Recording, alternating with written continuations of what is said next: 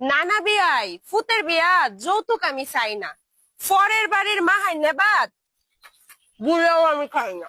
শর্ত খালি একটাই আমার, জামাই দিবেন সাজাইয়া, ফুতের বোরে আনবা মামি দুল করতাল বাজাইয়া, ফেরি সারা থাহার লেগা থাকটাই হইলো মেন। কি বা করাম নিষেধ আমি, আপনি যদি দিন ল্যাব তো সকার 2টা বালিশ, চাদর তো দরহার, এটা লন করছে মানা বাংলাদেশের সরকার। আমি কিন্তু চাই না কিছু, আমার কি কম আছে?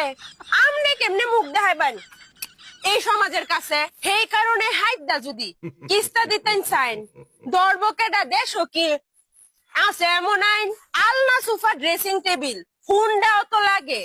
ফারুইন যদি এই তাবি আইন দিন যে বিয়ার আগে ফেরার নামে ফেলার দিবেন, পারলে একটা ফলোর।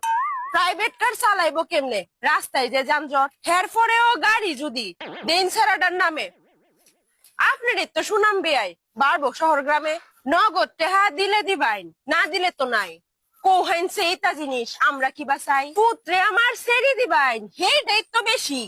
দাবি দাবা লয়া কেরে করতাম রেশারেশি।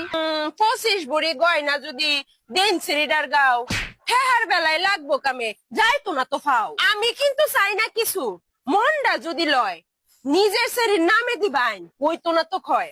ফুতের বিয়াত কেডা আবার যৌতুক নিত স্যার, কারণ আমি এই সমাজের খুব সচেতন মা।